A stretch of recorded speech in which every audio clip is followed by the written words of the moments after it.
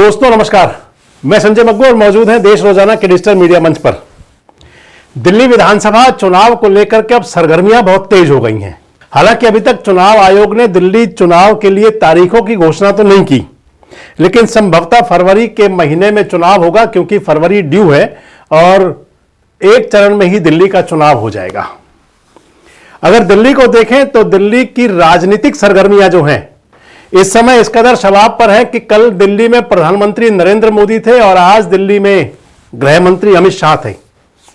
प्रधानमंत्री मोदी ने भी कई योजनाओं का शुभारंभ शिलान्यास किया, तो फिर आज अमित शाह ने वर्किंग लेडीज के लिए, वर्किंग वुमेन्स के लिए, यानी कि जो कामकाजी महिलाएं होती हैं उनके लिए एक हॉस्टल का शुभारंभ किया और हॉस्टल का नाम रखा गया सुषमा स्वराज जी के नाम पर।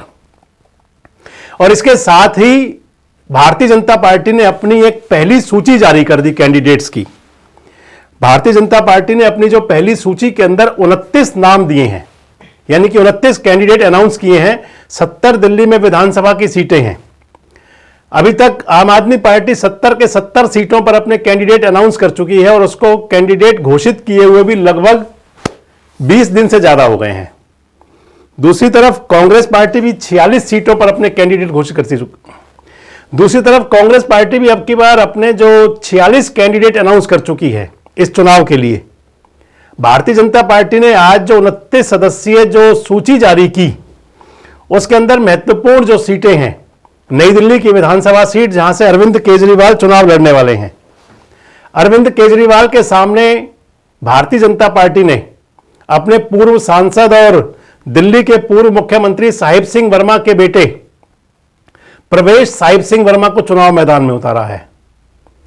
जहां से चुनाव लड़ रही हैं दिल्ली की मुख्यमंत्री आतिशी चुनाव लड़ रही हैं कालका जी से। कालका जी से जो चुनाव लड़ेंगे उनके सामने वो है रमेश विधुड़ी। आपको नाम ध्यान आ गया होगा, दिल्ली के सांसद जिन पर बहुजन समाज पार्टी के सांसद के साथ में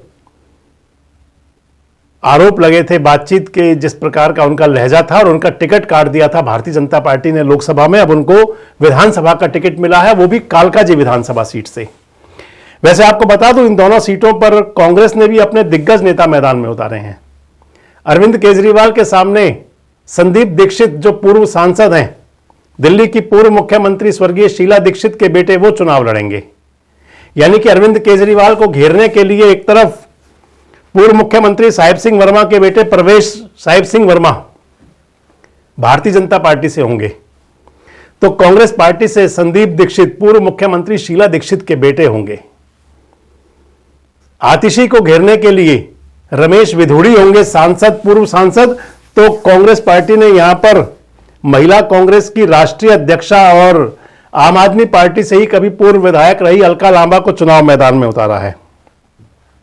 जो मनीष सिसोदिया की सीट थी पटपड़गंज, वहां पर भारतीय जनता पार्टी ने अपना कैंडिडेट फिर दोहराया है, रविंदर सिंह नेगी। हालांकि पटपड़गंज को सिसोदिया साहब छोड़ करके चले गए हैं। बिजवासन से कैलाश गहलोत साहब को टिकट दिया गया है, जो केजरीवाल साहब की पार्टी छोड़ करके आए थे। और इसी प्रकार से राजकुमार आनंद को भी टिकट दिया है भारतीय जनता पार्टी ने। पहले मैं आपको बताऊं कि जिन कैंडिडेट्स को टिकट मिला है वो कौन कौन है, आपको नाम बता दें उनके। आदर्श नगर से राजकुमार भाटिया कैंडिडेट होंगे। बादली से दीपक चौधरी को टिकट मिला है। रिठाला से कुलवंत राणा है। नांगलोई जाट से मनोज शौकीन। मंगोलपुरी से पूर्व मंत्री कांग्रेस के नेता, कांग्रेस छोड़ करके आए थे, राजकुमार चौहान को टिकट दिया गया है। रोहिणी से विजेंद्र गुप्ता एक बार फिर कैंडिडेट होंगे। शालीमार बाग से रेखा गुप्ता को टिकट मिला है। मॉडल टाउन से अशोक गोयल लड़ेंगे। करोल बाग से दुष्यंत कुमार गौतम हरियाणा से पूर्व राज्यसभा सदस्य थे, उनको टिकट मिला है।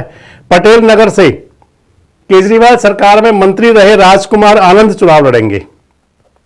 रजौरी गार्डन से सरदार मनिंदरजीत सिंह सिरसा चुनाव मैदान में होंगे, पुराने नेता हैं। जनकपुरी से आशीष सूद को टिकट मिला है। बिजवासन से कैलाश गहलोत जो परिवहन मंत्री थे केजरीवाल सरकार में, उनको टिकट दिया गया है। नई दिल्ली में केजरीवाल को टक्कर देंगे प्रवेश साहिब सिंह वर्मा। जंगपुरा में मनीष सिसोदिया का मुकाबला करेंगे सरदार तरविंदर सिंह मारवाहा। मालवीय नगर में सतीश उपाध्याय कैंडिडेट होंगे, बीजेपी के पूर्व प्रदेश अध्यक्ष। आरके पुरम में अनिल शर्मा को टिकट मिला है। महरौली में गजेंद्र यादव चुनाव लड़ेंगे। छतरपुर में करतार सिंह तंवर को टिकट दिया गया है। अंबेडकर नगर में खुशीराम चुनार चुनाव लड़ेंगे। कालकाजी में आतिशी को मुकाबला करेंगे रमेश विधोड़ी, पूर्व सांसद। बदरपुर से आम आदमी पार्टी के पूर्व विधायक है नारायण दत्त शर्मा, एनडी शर्मा, 2015 के अंदर चुनाव विधायक बने थे। 2015 से 20 तक विधायक रहे थे एनडी शर्मा आम आदमी पार्टी के। विश्वासनगर से ओम प्रकाश शर्मा, ये भी पूर्व विधायक, इनको टिकट मिल रहा है। कृष्णानगर से अनिल गोयल चुनाव लड़ेंगे।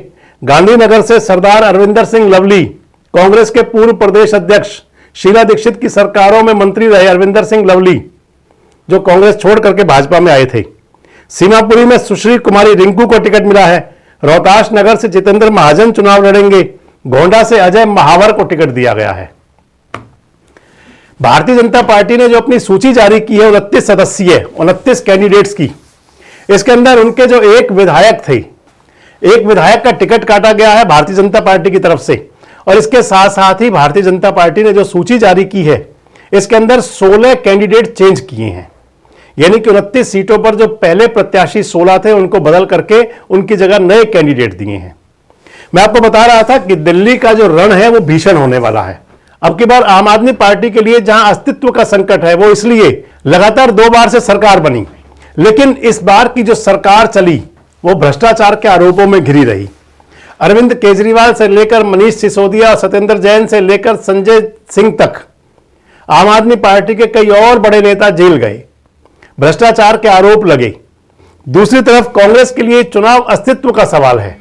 उसके लिए वजूद की बात यूं है क्योंकि लगातार 2 बार से 3 बार सरकार रही थी कांग्रेस पार्टी की और उनसे सरकार छीनी थी आम आदमी पार्टी ने। कांग्रेस के लिए यह चुनाव यूं बड़ी बात है क्योंकि पिछले 2 विधानसभा चुनाव में कांग्रेस मात्र 0 पर सिमटी, एक भी विधायक नहीं मिला। तीसरी तरफ भारतीय जनता पार्टी है। भारतीय जनता पार्टी के लिए अपना 3 दशक का राजनीतिक सूखा खत्म करने की लड़ाई है। भले ही दिल्ली के अंदर, केंद्र के अंदर भारतीय जनता पार्टी की सरकार बनती रही, लेकिन दिल्ली के अंदर जो विधानसभा रही वो पहले कांग्रेस पार्टी लगातार 15 साल रही और लगभग 11 साल तक अब आम आदमी पार्टी की सरकार बनती रही। सबसे महत्वपूर्ण बात यह 10 साल पूरे और एक फिर उससे पहले जो योजना बनी थी, सबसे महत्वपूर्ण बात यह है कि यह चुनाव तीनों राजनीतिक दलों के लिए अस्तित्व का सवाल है। और इसलिए मैं आपसे कह रहा था कि दिल्ली का रण बहुत भीषण होने वाला है।